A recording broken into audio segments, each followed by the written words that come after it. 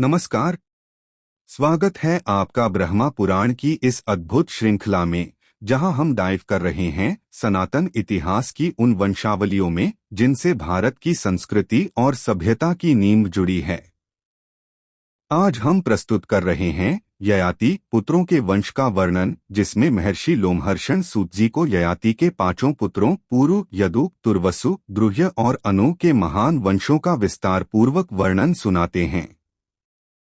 इस अध्याय में हम जानेंगे कैसे पुरु वंश में जन्मे भरत के नाम पर भारतवर्ष की स्थापना हुई, कैसे कार्तवीर्य अर्जुन ने सहस्र भुजाओं से समुद्र की लहरों को भी रोक दिया और कैसे श्री कृष्ण जैसे अवतार यदुवंश से प्रकट हुए। यह कथा न केवल राजाओं की वंशावलियों का परिचय कराती है, बल्कि सनातन धर्म के महान ऋषियों, वीरों और तपस्वियों की विरासत को भी उजागर करती है। तो चलिए आरंभ करते हैं इस दिव्य वंशगाथा की यात्रा ब्रह्मा पुराण के दिव्य आलोक में। ब्राह्मण बोले, सूत जी, हम लोग पुरु, द्रुह्य, अनु, यदु तथा तुर्वसु के वंशों का पृथक पृथक वर्णन सुनना चाहते हैं। लोमहर्षण जी ने कहा, मुनिवरों, आप लोग महात्मा पुरु के वंश का विस्तार पूर्वक वर्णन सुने। मैं क्रमशः सुनाता हूँ। पुरु के पुत्र सुवीर हुए। उनके पुत्र का नाम मनस्यु था। मनस्यु के पुत्र राजा अभ्यद थे।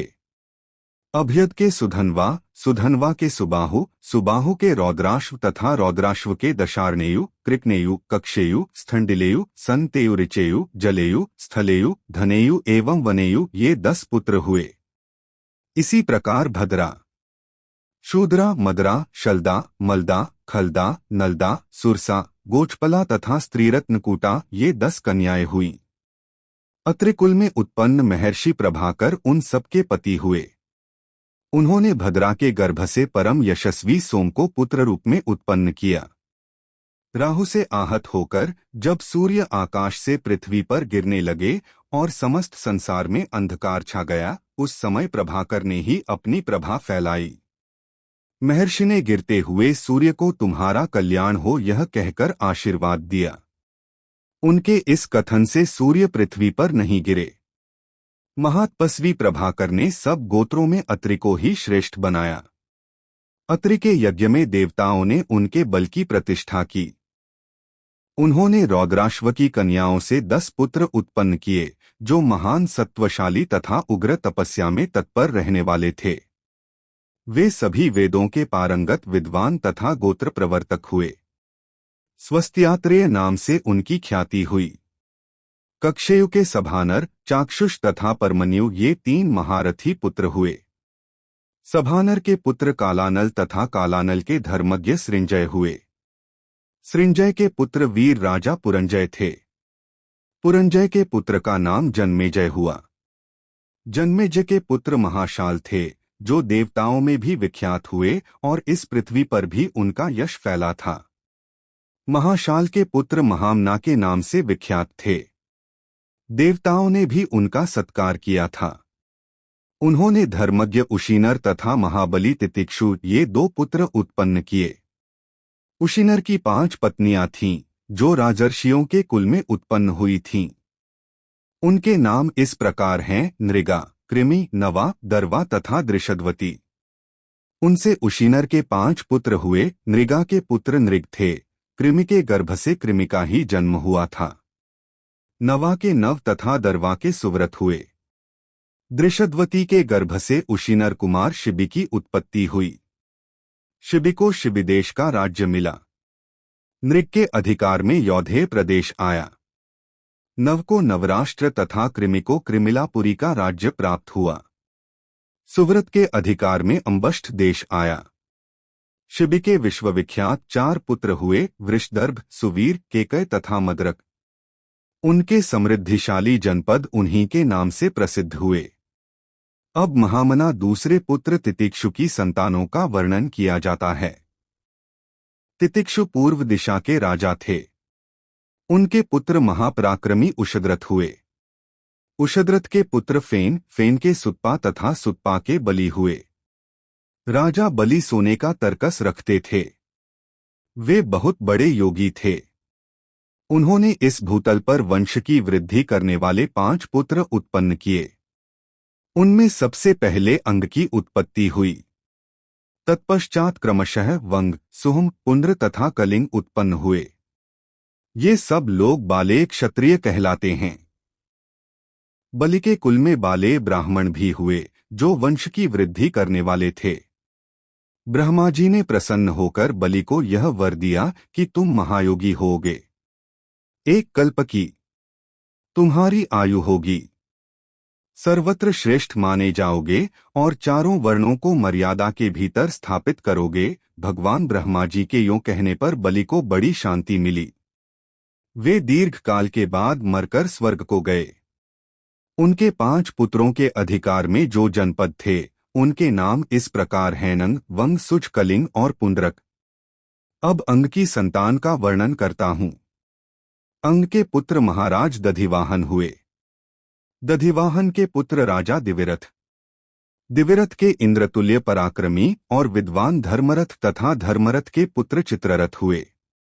राजा धर्मरथ जब कालंजर पर्वत पर यज्ञ करते थे, उस समय महात्मा इंद्र ने उनके साथ बैठकर सोमपान किया था। चित्ररथ के पुत्र दशरथ हुए, जो लोमपाद के नाम से विख्यात थे। उन्हीं की पुत्री शांता थी। दशरथ के पुत्र महायशस्वी वीर चतुरंग हुए, जो ऋष्यशृंग मुनि की कृपा से उत्पन्न हुए थे। चतुरंग के पुत्र का नाम पृथुलाक्ष था। पृथुलाक्ष के पुत्र महायशस्वी चंप थे। चंप की राजधानी चंपा थी, जो पहले मालिनी के नाम से प्रसिद्ध थी। चंप के पुत्र हर्यश्व हुए। हर्यश्व के पुत्र वैभांडक थे, जिनका वाहन इंद्र का ऐरावत हाथी था। उन्होंने मंत्र द्वारा उस उत्तम हाथी को पृथ्वी पर उतारा था। हर्यश्व के पुत्र राजा भद्ररथ हुए। भद्ररथ के बृहत्कर्मा, बृहत्कर्मा के बृहद्दर्भ और बृहद्दर्भ से बृहन्मना की उत्पत्ति हुई थी। महाराज बृहन्मना ने जयद्रथ नामक पुत्र उत्पन्न किया। जयद्रथ के दृढ़रथ, दृढ़रथ विश्वविजयी जन्मेजय। उनके पुत्र वैकर्ण, वैकर्ण के विकर्ण तथा विकर्ण के 100 पुत्र हुए, जो अंगवंश का विस्तार करने वाले थे। ये सब अंगवंशी राजा बतलाए गए, जो सत्यव्रती, महात्मा, पुत्रवान तथा महारथी थे। अब रौद्राश्व कुमार राजा ऋचेयु के वंश का वर्णन करूंगा, सुनो। ऋचेयु के पुत्र राजा मतिनार हुए। मतिनार के 3 बड़े धर्मात्मा पुत्र थे: वसुरोध, प्रतिरथ और सुबाहु। ये सभी वेदवेत्ता तथा सत्यवादी थे। मतिनार की एक कन्या भी थी, जिसका नाम इला था। वह ब्रह्मवादिनी थी। उसका विवाह तंसु से हुआ। तंसु के पुत्र राजर्षि धर्मनेत्र हुए। इनकी स्त्री उपदानवी थी। उपदानवी से उन्होंने 4 पुत्र उत्पन्न किए: दुष्यंत, सुष्मंत, प्रवीर और अनघ। दुष्यंत के पुत्र पराक्रमी भर्ता हुए, जो सर्वगमन के नाम से विख्यात थे। उनमें 10,000 हाथियों का बल था। वे शकुंतला के गर्भ से उत्पन्न चक्रवर्ती राजा थे। उन्हीं के नाम पर इस देश को भारतवर्ष कहते हैं। अंगिरानंदन बृहस्पति जी के पुत्र महामुनि भरद्वाज ने भरत से पुत्रोत्पत्ति के लिए बड़े बड़े यज्ञों का अनुष्ठान कराया। इसके पहले पुत्र जन्म का सारा प्रयास व्यर्थ हो चुका था। आठ भरद्वाज के प्रयत्न से जो पुत्र उत्पन्न हुआ, उसका नाम वितत हुआ। वितत के जन्म के बाद राजा भरत स्वर्गवासी हो गए। तब भरद्वाज जी वितत को राज्य पर अभिषिक्त करके वन में चले गए। वितत ने 5 पुत्र उत्पन्न किए: सुहोत्र, सुहोता, गय, गर्ग तथा महात्मा कपिल। सुहोत्र के 2 पुत्र थे: महासत्यवादी काशिक तथा राजा गृत्समति। गृत्समति के पुत्र ब्राह्मण, क्षत्रिय और वैश्य तीनों वर्णों के लोग हुए। मुनिवरों, अब आजमीढ़ नामक दूसरे वंश का वर्णन सुनो। सुहोत्र का एक पुत्र था बृहत। उसके 3 पुत्र हुए: अजमीढ़, द्विमीढ़ और पुरुमीढ़। अजमीढ़ से नीली के गर्भ से सुशांति नामक पुत्र उत्पन्न हुआ। सुशांति से पुरुजाति और पुरुजाति से बाह्याश्व का जन्म हुआ। बाह्याश्व के 5 पुत्र हुए, जो समृद्धिशाली 5 जनपदों से युक्त थे। उनके नाम यों हैं: मुद्गल, सृंजय, राजा बृहदिषु, पराक्रमी यवीनर तथा कृमिलाश। ये पांचों देशों की रक्षा के लिए अलम समर्थ थे, इसलिए उनके अधिकार में आए हुए जनपद पंचाल कहलाए। मुदगल के पुत्र महायशस्वी मौदगल्य थे। महात्मा सृंजय के पुत्र पंचजन हुए। पंचजन के सोमदत्त, सोमदत्त के सहदेव और सहदेव के सोमक हुए। सोमक के पुत्र का नाम जंतु था, जिसके 100 पुत्र हुए। उन सब में छोटे पृषद थे, जिनके पुत्र द्रुपद हुए। ये सभी अजमीर तथा सोमक क्षत्रिय कहलाते हैं। अजमीर के एक और पत्नी थीं, जिनका नाम था धूमिनी। रानी धूमिनी बड़ी पतिव्रता थीं। ये पुत्र की कामना से व्रत करने लगीं। 10,000 वर्षों तक अत्यंत दुष्कर तपस्या करके उन्होंने विधिपूर्वक अग्नि में हवन किया तथा पवित्रतापूर्वक नियमित भोजन करके वे अग्निहोत्र के कुशों पर ही लेट गईं। उसी अवस्था में राजा अजमीढ़ ने धूमिनी देवी के साथ समागम किया। इससे ऋक्ष नामक पुत्र की उत्पत्ति हुई। ऋक्ष धूम्र के समान वर्ण वाले एवं दर्शनीय पुरुष थे। ऋक्ष से संवरण और संवरण से कुरु उत्पन्न हुए, जिन्होंने प्रयाग से जाकर कुरुक्षेत्र की स्थापना की।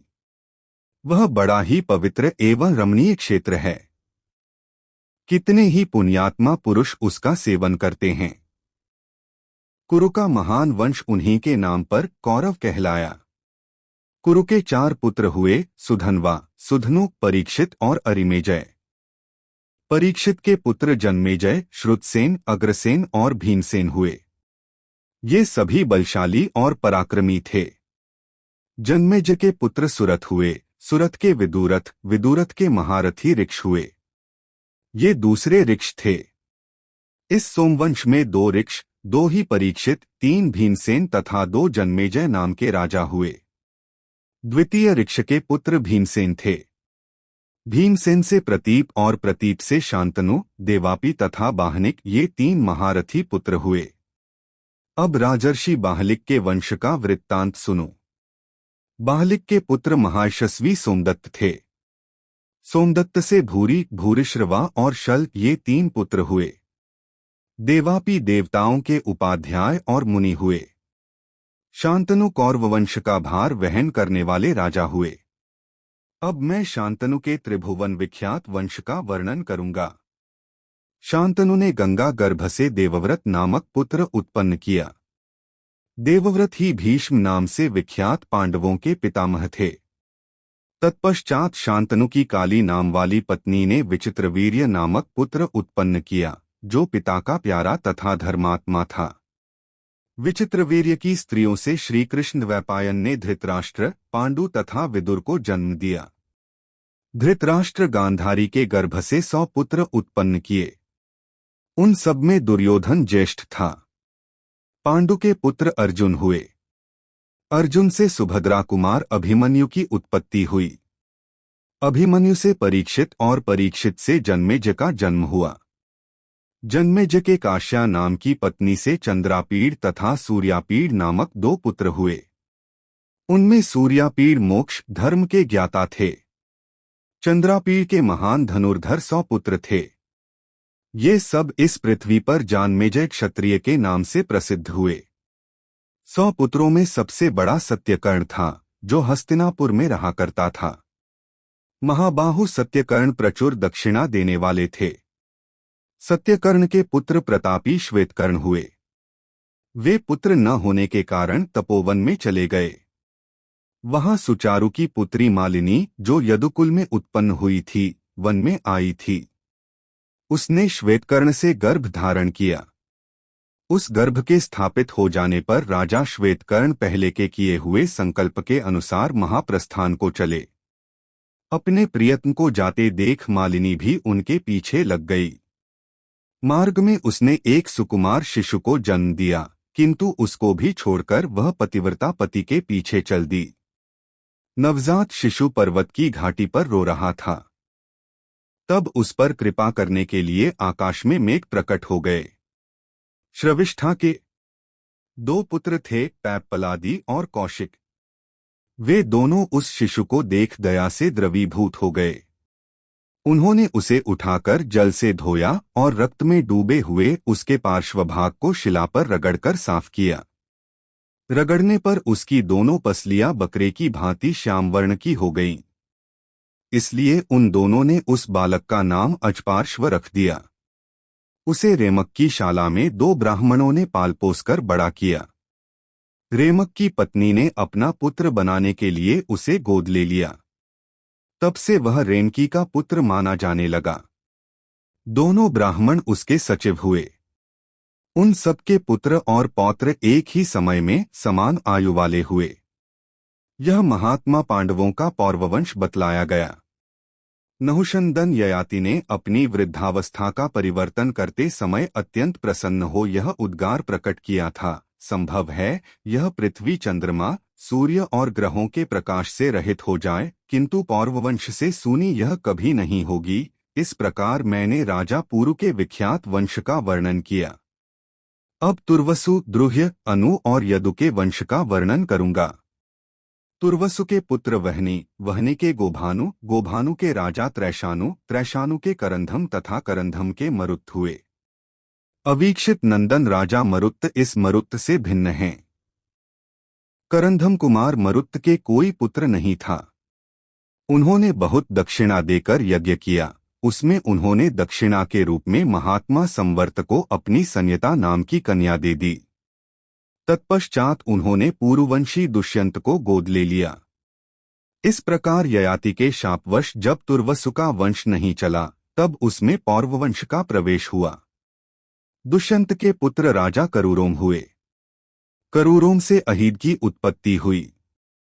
अहीद के 4 पुत्र हुए, पांड्य, केरल, कोल तथा चोल। द्रुह्य के पुत्र बभ्रुसेतु, बभ्रुसेतु के अंगारसेतु और अंगारसेतु के मरुत्पति हुए, जो युद्ध में युवनाश्व कुमार मांधाता के हाथ से मारे गए। अंगारसेतु के पुत्र राजा गांधार हुए, जिनके नाम पर गांधार प्रदेश विख्यात है। गांधार देश के घोड़े सब घोड़ों से अच्छे होते हैं। अनु के पुत्र धर्म, धर्म के द्यूत, द्यूत के वंदु, वंदु के प्रचेता और प्रचेता सुचेता हुए। ये अनु के वंशज बतलाए गए। यदु के 5 पुत्र हुए, जो देवकुमारों के समान सुंदर थे। उनके नाम हैं सहस्राद, पयोद, क्रोष्टु, नील और अंजिक। सहस्राद के 3 परम धर्मात्मा पुत्र हुए, है तथा वेणु है का पुत्र धर्मनेत्र हुआ। धर्मनेत्र के कार्त और कार्त के साहंज नामक पुत्र हुए। साहंज ने साहंजनी नाम की नगरी बसाई। साहंज का दूसरा नाम महिष्मान भी था। उनके पुत्र प्रतापी भद्रश्रेण्य थे। भद्रश्रेण्य के दुर्दम और दुर्दम के कनक हुए। कनक के 4 पुत्र हुए, जो संपूर्ण विश्व में विख्यात थे। उनके नाम इस प्रकार हैं, कृतवीर्य, कृतौजा, कृतधनवा तथा कृताग्नि। कृतवीर्य से अर्जुन की उत्पत्ति हुई, जो सहस्र भुजाओं से युक्त हो 7 द्वीपों का राजा हुआ। उसने अकेले ही सूर्य के समान तेजस्वी रथ द्वारा संपूर्ण पृथ्वी को जीत लिया था। उसने 10,000 वर्षों तक अत्यंत कठोर तपस्या करके दत्तात्रेय जी की आराधना की। दत्तात्रेय जी ने उसे कई वरदान दिए। पहले तो उसने युद्धकाल में 1000 भुजाएं मांगी। युद्ध करते समय किसी योगीश्वर की भांति उसके 1 सहस्र भुजाएं प्रकट हो जाती थीं। उसने द्वीप, समुद्र और नगरों सहित संपूर्ण पृथ्वी को कठोरतापूर्वक जीता तथा 7 द्वीपों में 700 यज्ञ किए। उन सभी यज्ञों में 1-1 लाख की दक्षिणा दी गई थी। सब में सोने के यूप गड़े थे, सोने की ही वेदियां बनी थीं। वहां दिव्य वस्त्राभूषणों से अलंकृत देवताओं और गंधर्वों के साथ महर्षिगण भी विमान पर बैठकर सुशोभित होते थे। कार्तवीर्य के यज्ञ में नारद नामक गंधर्व ने इस गाथा का गान किया। अन्य राजा लोग यज्ञ, दान, तपस्या, पराक्रम और शास्त्र ज्ञान में कार्तवीर्य अर्जुन की स्थिति को नहीं पहुंच सकते। वह योगी था, इसलिए 7 द्वीपों में ढाल, तलवार, धनुष बाण और रथ लिए सदा चारों ओर विचरता दिखाई देता था। धर्मपूर्वक प्रजा की रक्षा करने वाले महाराज कार्तवीर्य के प्रभाव से किसी का धन नष्ट नहीं होता था, किसी को रोग नहीं सताता था तथा कोई भ्रम में नहीं पड़ता था। वे सब प्रकार के रत्नों से संपन्न चक्रवर्ती सम्राट थे। वे ही पशुओं तथा खेतों के भी रक्षक थे और वे ही योगी होने के कारण वर्षा करते हुए मेघ बन जाते थे। जैसे शरद ऋतु में भगवान भास्कर अपनी सहस्रों किरणों से शोभायमान होते हैं, उसी प्रकार राजा कार्तवीर्य अर्जुन अपनी सहस्रों भुजाओं से शोभा पाते थे। उन्होंने कर्कोटक नाग के पुत्रों को जीतकर उन्हें अपनी नगरी माहिष्मतीपुरी में मनुष्यों के साथ बसाया था। वे वर्षाकाल में समुद्र में जलक्रीड़ा करते समय अपनी भुजाओं से रोककर उसकी जलराशि के वेग को पीछे की ओर लौटा देते थे। उनकी राजधानी को घेरकर बहने वाली नर्मदा नदी में जब वे जलक्रीड़ा करते समय लौटते थे, उस समय वह नदी अपनी सहस्रों चंचल लहरों के साथ डरती डरती उनके पास आती थी। महासागर में जब वे अपनी सहस्रों भुजाएं पटकते थे, उस समय पाताल निवासी महादैत्य निश्चेष्ट होकर भय से छिप जाते थे। ऊंची उठती हुई उत्ताल तरंगे विचूर्णित हो जाती थीं। बड़े बड़े मीन और तिमी आदि जलजंतु छटपटाने लगते थे। सागर के जल में फेन जम जाता था। समुद्र बड़ी बड़ी भंवरों के कारण क्षुब्ध दिखाई देता था। देवताओं और असुरों के डाले हुए मंदराचल पर्वत से क्षीर समुद्र की जो दशा हुई थी, वही दशा वे अपने सहस्र बाहुओं से महासागर की कर देते थे। उस समय मंदराचल के द्वारा समुद्र मंथन की बात सोचकर चकित और अमृतोत्पत्ति से आशंकित हुए बड़े बड़े नाग सहसा ऊपर उछलकर देखते और भयंकर कार्तवीर्य नरेश पर दृष्टि पड़ते ही मस्तक झुकाकर निश्चेष्ट पड़ जाते थे। जैसे संध्या के समय वायु के झोंके से कदलीखंड कांपते हैं, उसी प्रकार वे भी कांपने लगते थे। राजा कार्तवीर्य ने अभिमान से भरे हुए लंकापति रावण को अपने 5 ही बाणों से सेनासहित मूर्छित करके धनुष की प्रत्यंचा से बांध लिया और माहिष्मतीपुरी में लाकर बंदी बना लिया। यह समाचार सुनकर महर्षि पुलस्त्य उनके पास गए। महर्षि के याचना करने पर उन्होंने रावण को मुक्त कर दिया। अर्जुन की 1000 भुजाओं में धारण किए हुए धनुषों की प्रत्यंचा का इतना घोर शब्द होता था, मानो प्रलयकालीन मेघ गरजते हों अथवा वज्र फट पड़ा हो। अहो! परशुराम जी का पराक्रम धन्य है, जिन्होंने सुवर्णमय तालवन के समान राजा कार्तवीर्य की सहस्रों भुजाओं को काट डाला था। एक दिन की बात है, प्यासे अग्निदेव ने राजा कार्तवीर्य से भिक्षा मांगी। उन्होंने 7 द्वीप, नगर, गांव, गोष्ठ तथा सारा राज्य उन्हें भिक्षा में दे दिए। अग्निदेव सर्वत्र प्रज्वलित हो उठे और महाराज कार्तवीर्य के प्रभाव से समस्त पर्वतों एवं वनों को जलाने लगे। उन्होंने वरुण पुत्र के रमणीय आश्रम को भी जला दिया। पूर्व काल में वरुण ने जिस तेजस्वी महर्षि को अपने पुत्र रूप में प्राप्त किया था, वे वशिष्ठ के नाम से विख्यात हुए। उन्हीं का नाम आपव भी है। महर्षि वशिष्ठ का शून्य आश्रम जलाया गया था, इसलिए उन्होंने शाप दिया है तूने मेरे इस वन को भी जलाए बिना न छोड़ा, आथ तेरे द्वारा यह महान पाप हुआ है। इस कारण मेरे जैसा एक दूसरा तपस्वी ब्राह्मण तेरा वध करेगा। जमदग्निनंदन महाबाहु परशुराम, जो बलवान और प्रतापी हैं, तेरा बलपूर्वक मानमर्दन करके तेरी 1000 भुजाओं को काट डालेंगे और तुझे मौत के घाट उतारेंगे। जो शत्रुओं के नाशक और धर्मपूर्वक प्रजा के रक्षक थे, जिनके प्रताप से किसी के धन का नाश नहीं होने पाता था, वे महाराज कार्तवीर्य महामुनि वशिष्ठ के शापवश परशुराम जी के हाथ से मृत्यु को प्राप्त हुए। उन्होंने स्वयं ही पहले इसी तरह का वर मांगा था। कार्तवीर्य के 100 पुत्र थे, किंतु उनमें 5 ही शेष बचे। वे सभी अस्त्र शस्त्रों के ज्ञाता, बलवान, शूर, धर्मात्मा और यशस्वी थे। उनके नाम ये हैं शूरसेन, शूर, वृषण, मधुपध्वज और जयध्वज।